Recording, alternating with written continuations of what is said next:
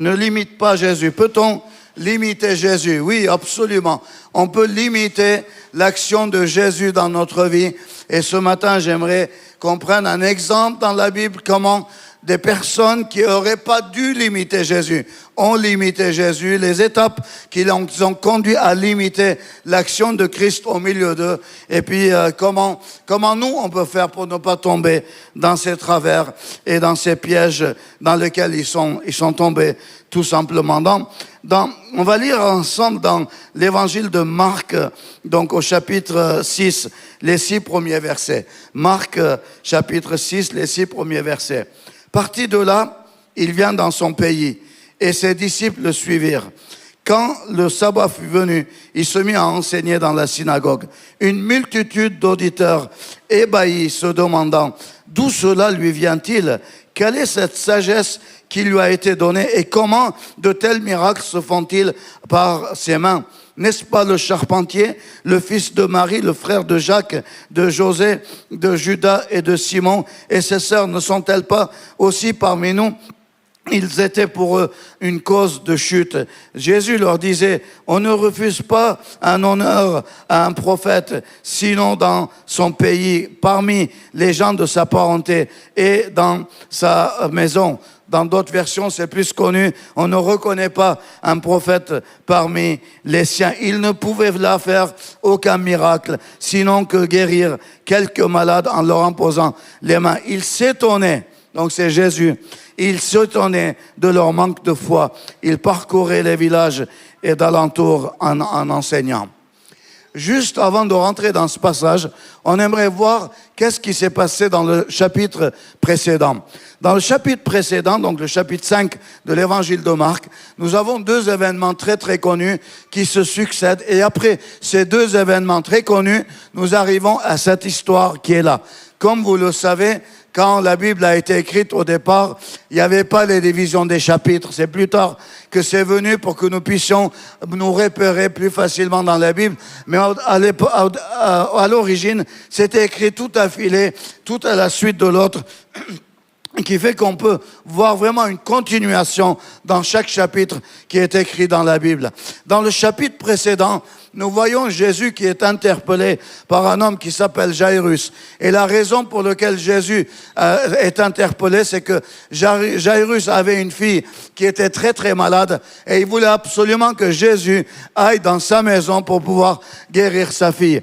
Jairus, la Bible nous dit que c'était le chef religieux de l'époque. C'était quelqu'un de très important, de très imposant. C'était quelqu'un de très connu dans la ville. Partout les gens le connaissaient. C'était un nom connu, une grande figure. Donc à l'époque, dans sa société, dans le milieu dans lequel il vivait. De l'autre côté, au moment où Jésus se met pour aller guérir la fille de Jairus, une femme totalement inconnue, donc dont la Bible ne mentionne même pas son nom dans aucun endroit.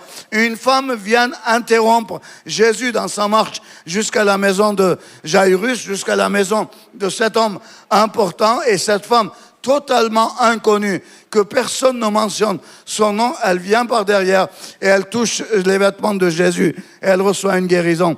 Et Jésus arrête. Et Jésus, en fait, il est là en train de voir qu'est-ce qui se passait, qui m'a touché, et puis la puissance qui venait de sortir de lui. Jésus était interpellé par l'ensemble des choses qui arrivaient à ce moment-là. Mais à un moment donné, on réalise dans ces 2 endroits l'étonnement de Jésus. D'un côté, quelqu'un qui était un religieux, par nature, c'était un opposant à Jésus, mais face aux besoins qu'il avait, c'était la guérison de sa fille. Sa foi était mise en action. C'était quelqu'un qui était ennemi par nature à Jésus, mais par rapport aux besoins qu'il avait, sa foi était mise en action. Et sa foi était tellement évidente que Jésus est touché par la foi de cet homme. Et Jésus va jusqu'à dans sa maison. Sa fille était pas seulement malade, mais elle était même morte. Mais Jésus la ressuscite, lui donne la vie, il la restaure. Et l'autre femme, qui était complètement inconnue, elle pensait qu'elle était tellement inconnue que même si elle réussissait à arrêter le cortège de Jésus, même si elle demandait la faveur de Jésus pour pouvoir la toucher et la guérir, elle est tellement à rien dans les yeux de ce qu'elle pouvait avoir comme impression pour elle-même, que à ce que Jésus se serait arrêté pour elle. Et ce chapitre-là nous enseigne deux choses extraordinaires. Peu importe qui tu sois, peut-être que tu es quelqu'un de très connu dans la ville de Valence, dans ton église, mais peut-être que tu es un illustre inconnu, que personne ne te remarque, même quand tu marches. Mais j'aimerais te dire une chose. Jésus remarque ta foi. Jésus remarque ton besoin. Jésus s'approche de toi pour pouvoir te bénir et t'accorder ce dont ta foi est venue chercher. Alors, deux histoires dans lesquelles Jésus est étonné, impressionné par la foi des gens. Et puis cette histoire, la troisième, je vais dire, qui s'enchaîne, où Jésus est aussi étonné. Mais cette fois-ci, pas par la foi des gens, mais par l'incrédulité des gens. Jésus est étonné. Peut-on étonner Jésus? Oui, apparemment oui. Jésus peut être étonné. Et ici, Jésus est étonné par l'incrédulité des gens. La Bible nous dit que c'était chez lui, c'était le village où il a grandi. C'était l'endroit où tout le monde le connaissait. C'était là où en fait tout le monde savait qui il était. C'était l'endroit où Jésus peut-être pouvait se sentir le plus en sécurité parce que les gens le connaissaient. Il avait grandi avec les gens de ce village. Mais cet endroit-là est devenu un endroit hostile pour lui. Un endroit qui a limité sa capacité de faire de guérison.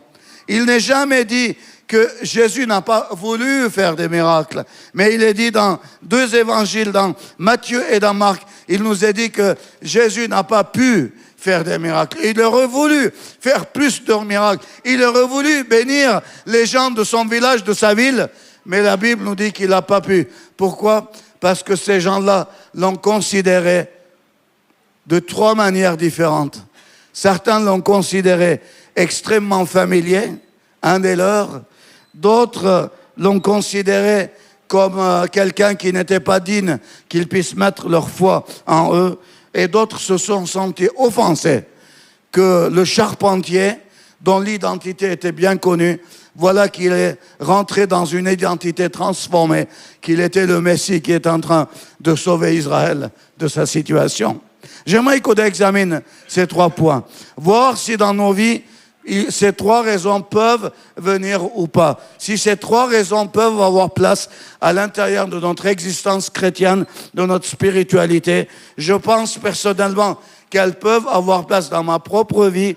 C'est pour cela que j'ai vraiment été édifié dans l'étude de ce passage pour réaliser comment on peut être piégé par différentes situations. La première raison pour laquelle j'ai identifié que Jésus n'a pas pu faire de miracle, c'était la familiarité excessive et le mépris de son origine humble. N'est-ce pas le charpentier, le fils de Marie? C'est comme ça qu'on le présentait. C'était le charpentier, le fils de Marie. Les habitants de Nazareth connaissaient Jésus depuis son enfance. Ils le voyaient comme un artisan ordinaire d'une famille locale bien connue. Frères et sœurs sont mentionnés dans le texte biblique. Donc si quelqu'un vous pose la question, est-ce que Jésus avait des frères et sœurs? Là, il est parlé le nom de tous les frères, et puis les sœurs étaient là, mais leurs noms n'en sont pas mentionnés. Donc comment un homme aussi ordinaire que Jésus peut apporter une sagesse, peut apporter un enseignement aussi extraordinaire que les gens étaient ébahis par son enseignement? Et c'est pour cela que Jésus regarde dans tout cela, il considère en fait que les gens étaient en train de le mépriser. Pourquoi? Parce qu'ils le connaissaient trop. Il y a une expression ce matin que je me suis rappelé qu'en France on utilise bien que moi-même je ne l'ai pas utilisé depuis longtemps, j'espère que je ne vais pas faire d'erreur. Il y a bien une expression. Je confonds souvent qu'est-ce qui est du Québec, qu'est-ce qui est du France. Il faut se garder une petite gêne. Est-ce que vous connaissez cette expression? Non, c'est plus canadien. Alors, ma fille et ma famille disent non, c'est canadien. Au Canada, on se dit souvent, il faut se garder une petite gêne. Ça veut dire que tu peux être familier de quelqu'un, Tu peux être très proche de quelqu'un, tu peux être très intime avec quelqu'un, mais il faut se garder une petite gêne. C'est-à-dire qu'il y a certaines limites à un moment donné de la familiarité qu'il ne faut pas dépasser. Nous le voyons dans le livre de Proverbes, nous enseigne très fortement cela. Ne mets pas ton pied chez ton frère tous les jours pour pas qu'il te méprise à la sortie. Ça veut dire qu'à un moment donné, dans toutes les relations, à un moment donné, une familiarité excessive tue la relation ou alors amoindrit la relation qu'il y a. Et là, les gens se sentaient familiers de Jésus. C'était leur Jésus. C'était le charpentier, celui qu'ils ont vu jouer dans les rues. C'est celui qu'ils ont vu jouer avec ses amis. C'est celui qu'ils ont vu accompagner son frère, ses frères, ses sœurs. Ils connaissaient bien Marie, ils connaissaient Joseph. C'était leur Jésus. Donc, puisque c'était leur Jésus, qu'ils étaient trop familiers avec, du coup, une importance moins grande était accordée à sa stature manifeste, qui se manifestait en Israël actuellement.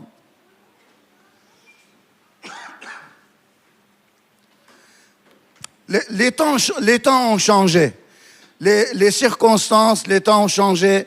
Et puis, c'est vrai que tous les chants qu'on a mentionnés, qu'on a chantés tout à l'heure, nous parlaient d'une relation intime avec Jésus.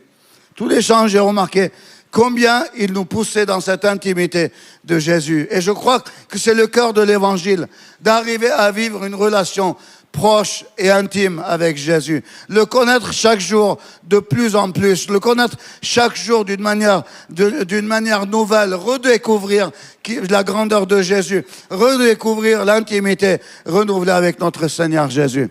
Mais en même temps, souvent, cette proximité peut être confondue avec une certaine familiarité. Et cette familiarité peut être néfaste à notre relation avec Jésus. Quand notre familiarité nous fait oublier qui il est, quand notre familiarité nous fait oublier la grandeur et la majesté de Jésus. Dans notre église, on avait un débat juste quelques semaines avant que je vienne, et puis il y a les anciens qui parlaient, puis on aime beaucoup les anciens. Dans notre église, on n'en a pas beaucoup d'anciens.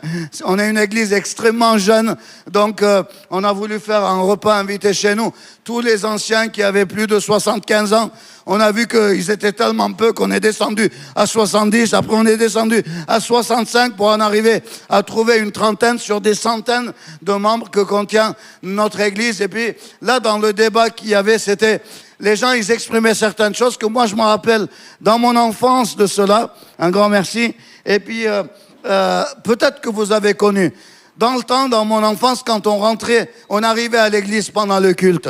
Eh bien que, quand c'était le temps de louange, quand quelqu'un priait, eh bien, on attendait dehors. Est-ce que certains ont connu cette période-là? On attendait dehors, on rentrait pas dans l'église tant que, en fait, le temps de prière n'était pas fini. Et puis, bien sûr, il y avait tout un tenue, il y avait plein de choses que dans l'église ne se faisaient pas et ailleurs ça se faisait. Donc c'est sûr que avec la modernité, avec la compréhension plus profonde de l'évangile, on a réalisé combien c'est important d'être dans l'intimité et que Jésus ne juge pas à l'apparence, mais Jésus regarde les cœurs. Mais souvent, je me demande si cette familiarité dans laquelle tu peux rentrer avec le Seigneur peut ne pas te voler quelque chose de son intimité, quelque chose de sa seigneurie, quelque chose de sa grandeur. Et hier, j'ai lu 2 passages dans la Bible. Quand Ésaïe rencontre Dieu. Quand Ésaïe rencontre la Shekinah, la gloire de Dieu qui était en train de passer. Et quand la gloire de Dieu était en train de passer, la Bible nous dit, dans Ésaïe chapitre 6, il nous a dit que Ésaïe est tombé par terre, il était comme mort. Il ne pouvait pas tenir debout.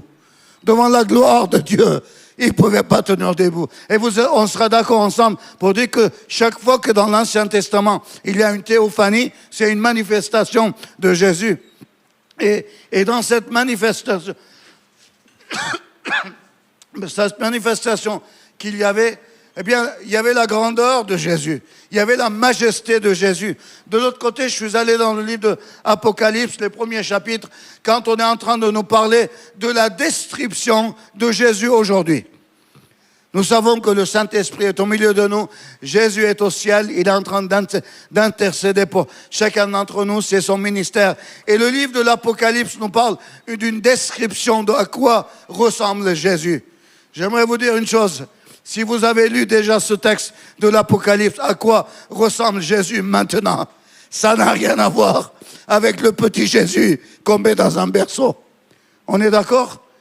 Ça n'a rien à voir. C'est une description apeurante. Son visage brille comme le soleil. Il est d'une grandiosité, d'une majesté, d'une manière tellement extraordinaire, tellement merveilleuse, tellement incroyable, qu'on est obligé d'avoir que de la révérence devant cette manifestation que nous avons. Alors, ces personnes-là, dans le village de Nazareth, ils refusaient de voir en Jésus autrement que le petit Jésus qu'ils avaient connu. J'aimerais te poser la question. Qui est Jésus pour toi? Quelle est ta vision de Jésus? Quand tu t'imagines Jésus, qu'est-ce que tu vois? Un petit ami qui est là, proche de toi, qui va t'aider quand tu as besoin de lui? Ou alors un Seigneur, roi des rois, que dans ton intimité, tu pourrais venir à genoux devant lui et ça ne serait pas assez encore. Tu pourrais te mettre à plat ventre devant lui, ça ne serait pas assez encore. Tu pourrais lui offrir tout ce que tu pouvais, ça ne serait pas encore assez, tellement tu auras mesuré sa majesté et sa grandeur. Imaginez, un jour Jésus va apparaître et quand Jésus apparaîtra, la Bible nous dit que tout genou fléchira, toute langue confessera que Jésus est Seigneur. Les athées, les orgueilleux de notre planète, des présidents au roi, jusqu'à qui que ce soit, ils seront tous à genoux devant notre Seigneur Jésus, parce qu'ils le verront et ils en trembleront. Qui est Jésus pour toi? Ne confondons pas intimité avec familiarité. La familiarité peut tuer la relation. La familiarité va t'empêcher de connaître Jésus, de découvrir Jésus réellement qui il est. Méfie-toi d'une familiarité excessive qui va te faire perdre, qui te fera perdre l'essentiel de la majesté de Jésus. Deuxième point évident dans ce texte que nous voyons, c'est ce manque de foi, tout simplement. Au verset 6, Jésus s'étonnait de leur manque de foi. Le texte culmine sur l'incrédulité des Nazaréens. Malgré leur étonnement initial devant son enseignement, ils ont refusé de croire en lui. Dans les évangiles, la foi est souvent le canal qui permet à la puissance de Dieu de s'exprimer et de se manifester pleinement. Les guérisons, les miracles ont lieu parce que les gens, ils avaient foi en Jésus-Christ. Mais sans foi, les miracles deviennent infructueux, deviennent contraires même au but de Dieu, amenés à la repentance et à la reconnaissance de son identité. Le but de l'évangile, c'est réellement, même le but des miracles, c'est d'amener les gens à réaliser qui est Jésus et de pouvoir découvrir son identité et adhérer à son identité pleinement. Mais Marc dit, il n'a pu faire aucun miracle. Tandis que Matthieu nous précise qu'il a pu avoir quelques miracles qui étaient là. Alors, nous voyons comment sa puissance, la puissance extraordinaire de Jésus, elle est limitée. On limite la foi extraordinaire de Jésus. J'aimerais te dire, tu as un Dieu extraordinaire. Tu as un Dieu tout-puissant. Tu as un Dieu de toute capacité, fort de toute capacité. Il n'y a rien dans ta vie aujourd'hui qui est impossible à Jésus de résoudre, impossible à Jésus de pouvoir avoir une réponse, une solution pour toi. Et même, j'aimerais te dire, toi qui as mis ton espérance en Jésus d'une manière totale et tu t'attends à lui, j'aimerais te dire, tout finira bien pour toi.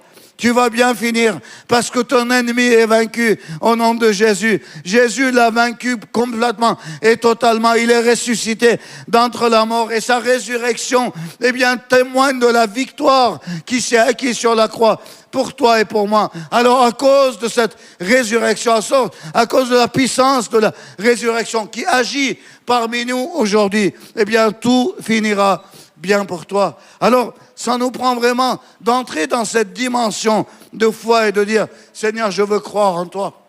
J'aimerais juste apporter une petite distinction.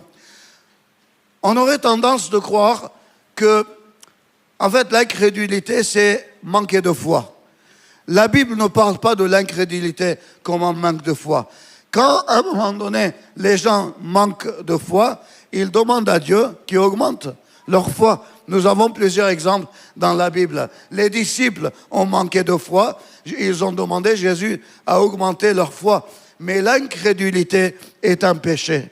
L'incrédulité se résout par une seule manière seulement, par la repentance.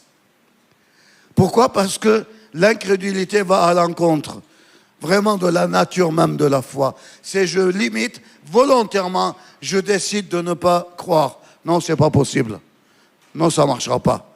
Non, Dieu ne répondra pas. Non, ça c'est trop fort. Dieu ne pourra rien faire pour moi. Non, ça c'est pas dans le domaine de Dieu ça. Et souvent on a des sections dans nos vies. On a le dimanche, il n'y a pas de problème, on vient à l'église, on est là tout pour Jésus. Mais dans la semaine, quand la semaine commence, eh bien, nous rentrons dans notre domaine professionnel ou autre. Puis à un moment donné, on limite. Dieu, qu'est-ce qu'il comprenne à mon travail?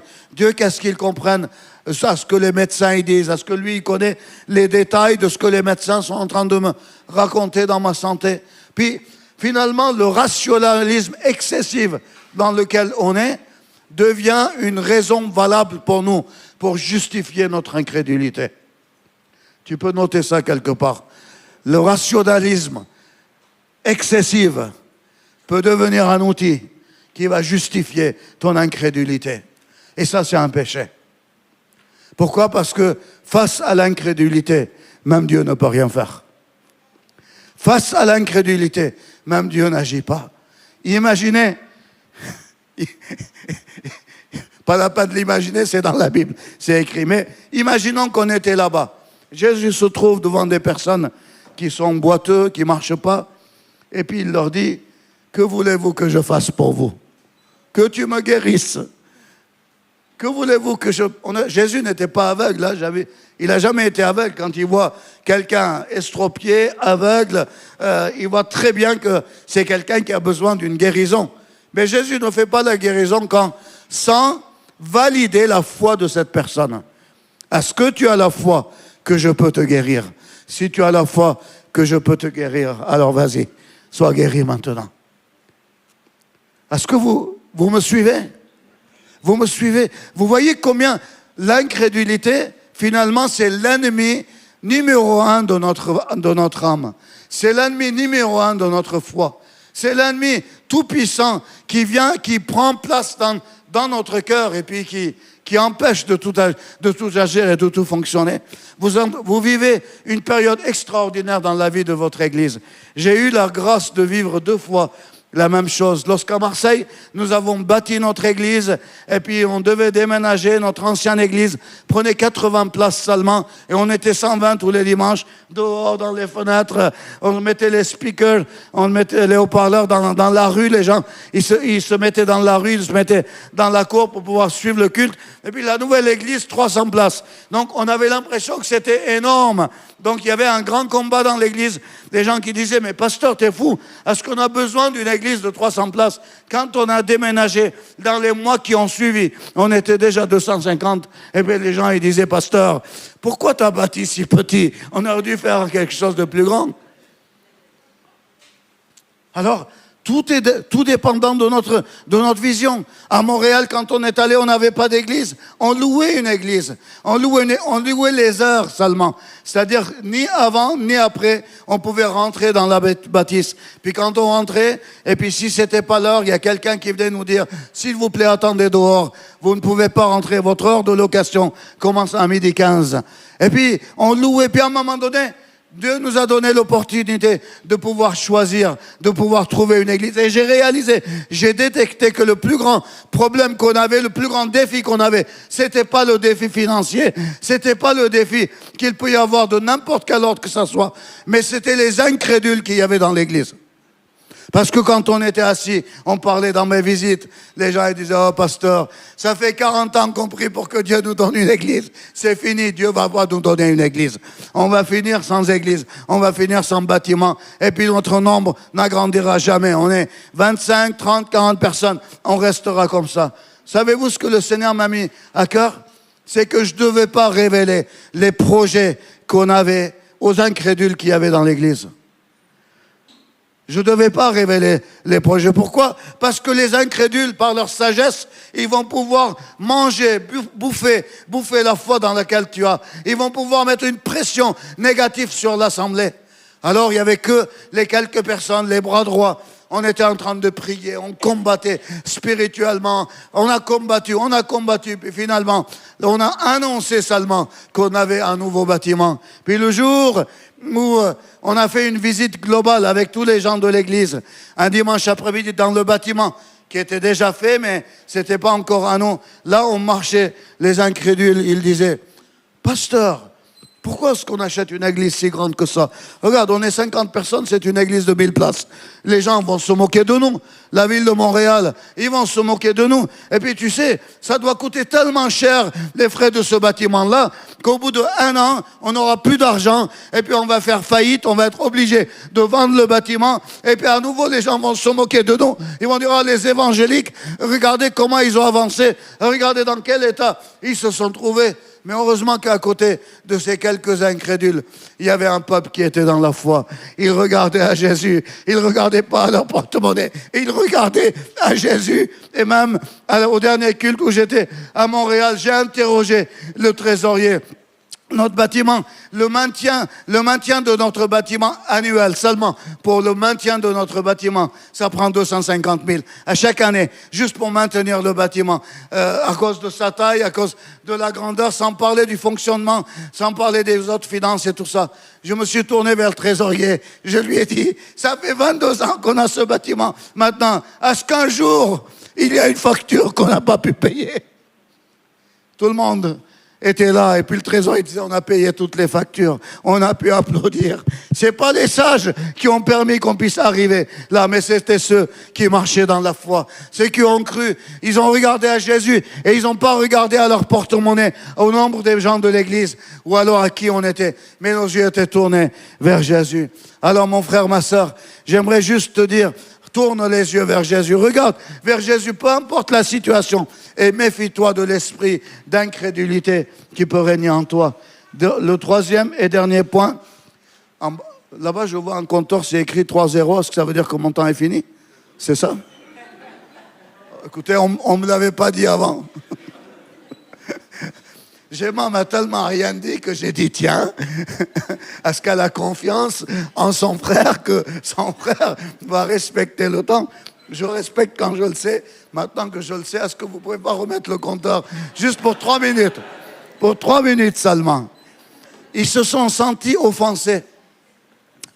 Troisième point, ils se sont sentis offensés. Pourquoi? Parce que au milieu de eux, quelqu'un s'est levé. Cette personne était devenue connue, populaire dans toute la ville. Et puis eux, ils étaient là, ils étaient en conflit avec lui. Ils se sont sentis offensés. Et l'offense, c'est la pire des situations dans lesquelles un chrétien peut se trouver. L'offense, c'est ce qui justifie par excellence l'incrédulité dans laquelle on se trouve. Je vais être très bref, mais suivez-moi 2 fois plus rapide que de ce que je parle. Vous savez, dans vos familles, dans votre église, toutes les raisons de découragement que vous avez eues, toutes les impressions de trahison que vous avez eues, les impressions de trahison, ça arrive dans les églises. Vous savez, dans le temps, il y avait des tableaux, je suis sûr que ça existait, vous l'avez vu, le large chemin et le chemin étroit. Ça montrait 2 chemins qui allaient vers le ciel. L'un chemin allait vers le ciel, l'autre allait vers l'enfer, et puis l'un c'était large et l'autre c'était étroit, puis on montrait que le chemin étroit qui va vers le ciel, c'est vraiment difficile la vie chrétienne. Et puis quand j'étais jeune, on disait, les chrétiens, ils sont privés d'alcool, de cigarettes, de drogue, ils sont privés de sorties, de boîtes de nuit, de tout ça et tout ça. Puis on croyait que c'était ça. Non, c'est pas ça le chemin étroit.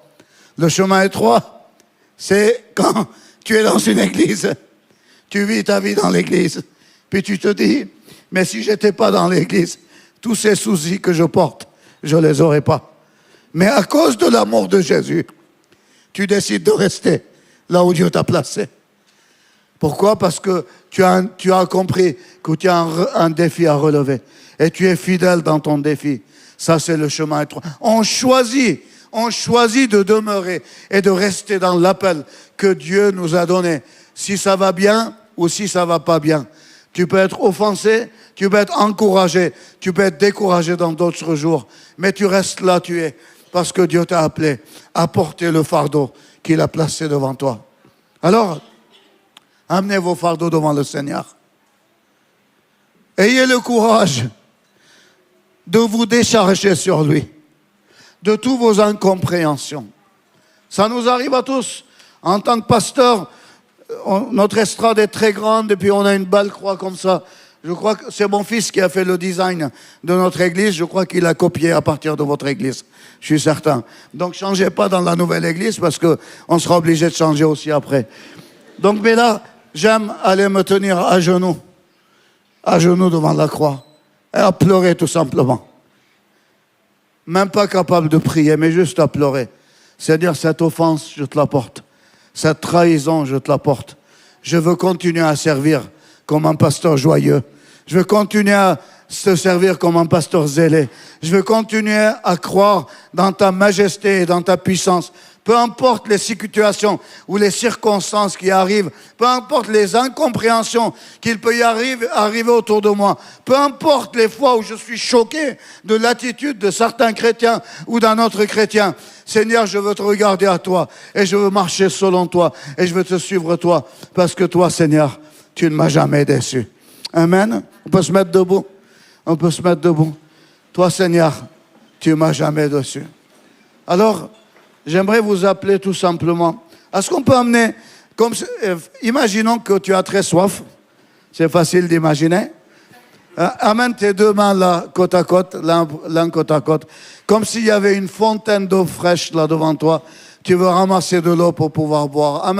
Amène tes deux mains côte à côte, bien serrées pour pas qu'il y ait des fuites d'eau qui s'en vont. Et dépose dans tes mains par la foi. Dépose dans tes mains une familiarité excessive. Si à un moment donné, tu réalises que, peut-être que ça te ferait du bien de redécouvrir qui est Jésus. De redécouvrir la majesté et la grandeur de ton Seigneur Jésus. Reste intime avec lui. Grandis dans l'intimité avec lui. Mais aussi grandis dans la révérence de qui il est. Dans la majesté de qui il est. Alors, porte ça dans la prière. Dépose ça entre tes mains. Dépose entre tes mains maintenant, l'incrédulité qui peut régner dans ton cœur. Pour toutes les situations que tu vis, tu dis non, ça c'est pas possible. Ça ne changera pas. Ça ne se fera pas. Dépose entre tes mains ton incrédulité. Sors-le de ton cœur. Ne le garde pas dans ton cœur. Dépose-le dans ton cœur. Puis, dépose entre tes mains les offenses que tu as vécues dans ton cœur. Ça peut être des membres de ta famille. Ça peut être de ton époux, de ton épouse, de tes enfants. Tu peux avoir été offensé par tes enfants qui peut-être t'ont manqué de respect. Tu n'as rien dit parce que tu veux toujours sauver la face, mais dans ton cœur, tu portes une blessure profonde. Surtout les hommes, on est tellement sensible, mais on est tellement orgueilleux en même temps qu'on ne veut pas montrer notre sensibilité. Du coup, on vit dans un cœur offensé, un cœur blessé. Dépose tes offenses maintenant entre tes mains. Puis, regarde à Jésus qui te dit, venez à moi, vous tous qui étiez fatigués et chargés. Je vais vous donner du repos. Puis secoue tes mains. Secoue tes mains devant Jésus. Secoue tes mains devant Jésus. Laisse tomber devant Jésus tout ce qui est un obstacle pour que tu puisses vivre une relation avec Jésus sans limite. Une vie de bénédiction avec Jésus, sans limite. Une vie de consécration avec Jésus, sans limite. Des bénédictions en abondance sur ta vie, sans aucune limite. Seigneur, je te rends grâce pour mes frères et sœurs. Je te rends grâce pour qui ils sont, pour leur foi, pour leur persévérance, Seigneur, pour leur fidélité, Seigneur, à ta parole. Bénis-les, garde-les en toi et dirige-les, Seigneur, dans toutes les voies que tu as destinées pour chacun d'entre eux. Au nom de Jésus, je prie. Amen.